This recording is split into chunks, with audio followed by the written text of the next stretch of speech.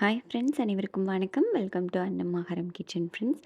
நம்ம இன்றைக்கி சிம்பிளாகவும் டேஸ்ட்டாகவும் இருக்கிற மாதிரி ஜவ்வரிசி வச்சு பால் பாயசம் ரெசிபி தாங்க பார்க்க போகிறோம். டேஸ்ட் வந்து ரொம்ப நல்லாயிருக்கும். செய்கிறது வந்து ஒரு 15 நிமிஷத்தில் நம்ம ஈஸியாக செஞ்சு முடிச்சிடலாம். இப்போ வாங்க நம்ம இந்த ரெசிபி எப்படி செய்கிறதுன்னு பார்க்கலாம். அதுக்கு முன்னாடி நம்ம நண்பர்கள் எல்லாருக்கிட்டேயும் ஒரு அன்பான வேண்டுகோள். நம்ம சேனலை ஃபஸ்ட் டைம் பார்க்குற நண்பர்கள் மறக்காமல் சப்ஸ்கிரைப் பண்ணிக்கிட்டு பாருங்கள். இப்போ இதுக்கு ஒரு கப் அளவுக்கு நான் ஜவ்வரிசி எடுத்துருக்கேங்க. நைலான் ஜவ்வரிசி தான் எடுத்திருக்கேன். சின்னதாக இருக்குது இல்லைங்களா, அந்த ஜவ்வரிசி எடுத்திருக்கேன். இதை வந்து ஒரு பாத்திரத்தில் மாற்றிக்கலாம். இப்போ இதை வந்து தண்ணி சேர்த்து ஒரு 2 தடவை நல்லா அலசி எடுத்துக்கோங்க. அலசி எடுத்துகிட்டு அதுக்கப்புறமா நம்ம வேக வச்சு எடுத்துக்கலாம். இப்போ இதுக்கு வந்து நான் வந்து 5 கப் அளவுக்கு தண்ணி சேர்த்துருக்கேங்க. அப்போ தான் நம்மளுக்கு நல்லா வெந்து வரும். இப்போ இதை தண்ணி சேர்த்துட்டு இதை வந்து நல்லா வேக வச்சு எடுத்துக்கலாம். நல்லா கொதிச்சதுக்கப்புறமா மூடி போட்டு மீடியம் ஃப்ளேமில் வச்சு நல்லா வேக வச்சு எடுத்துக்கோங்க. இப்போ பாருங்கள், நல்லா கொதி வந்துருச்சு. இப்போ இதை நம்ம க்ளோஸ் பண்ணிடலாம். இப்போ பாருங்கள் ஜவ்வரிசி இப்படி இருக்குன்னு நம்மளுக்கு வெந்ததுக்கப்புறம் நான் உங்களுக்கு காட்டுறேன் பாருங்கள். இப்போ பாருங்கள் ஜவ்வரிசி வந்து நல்லா வெந்துருச்சு. உங்களுக்கு பார்க்கும்போதே தெரியும். நம்ம வந்து கொஞ்சம் எடுத்து ஒரு ஜவ்வரிசியை நல்லா இந்த மாதிரி அழுத்தி விட்டு பார்த்தோம்னா நம்மளுக்கு நல்லா சாஃப்டாகிடணும்.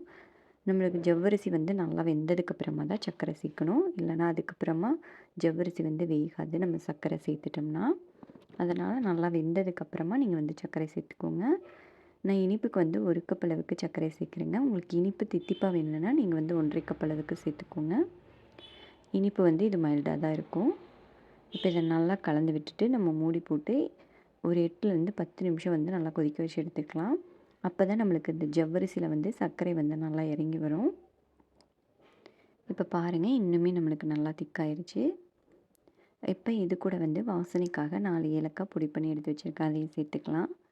சேர்த்துட்டு நல்லா கலந்து விட்டுக்கோங்க.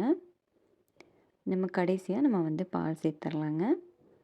இதில் வந்து 3லேருந்து 4 கப் அளவுக்கு பால் சேர்த்துக்கலாம். உங்களுக்கு எந்த அளவுக்கு வேணுமோ அதுக்கு தகுந்த மாதிரி நீங்கள் அட்ஜஸ்ட் பண்ணி சேர்த்துக்கோங்க. நான் வந்து 3 கப் அளவுக்கு சேர்க்குறேன். பால் சேர்த்துட்டு அதிக நேரம் வந்து கொதிக்க வைக்கக்கூடாதுங்க. இதை வந்து ஒரு 2லேருந்து 3 நிமிஷம் வந்து நம்ம வந்து லோ ஃப்ளேமில் அப்படியே விட்டோம்னாவே போதும்.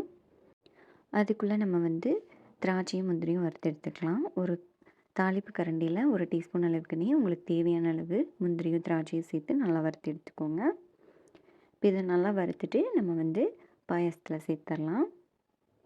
இப்போ இதை சேர்த்துட்டு நம்ம ஆஃப் பண்ணிவிட்டு கலந்து விட்டுக்கலாங்க. அதிக நேரம் வச்சிங்கன்னா நம்மளுக்கு பால் வந்து திரிஞ்ச மாதிரி ஆயிரும். அதனால் 2லேருந்து 3 நிமிஷம் வந்து போதும். நல்லா கலந்து விட்டுட்டு பரிமாறிக்கலாம். கண்டிப்பாக இந்த ரெசிபி செஞ்சு பாருங்கள். சிம்பிளாகவும் இருக்கும், டேஸ்ட்டும் ரொம்ப நல்லாயிருக்கும். செஞ்சு பார்த்துட்டு எப்படி இருந்துச்சுன்னு உங்கள் கமெண்ட்ஸை மறக்காமல் கமெண்ட் செக்ஷனில் சொல்லுங்கள். இந்த வீடியோ பிடிச்சிருந்தால் நம்ம சேனல் லைக் பண்ணி சப்ஸ்கிரைப் பண்ணிக்கோங்க. உங்கள் ஃப்ரெண்ட்ஸ்க்கும் ஷேர் பண்ணுங்கள். வீடியோ பார்த்த அனைவருக்கும் நன்றி.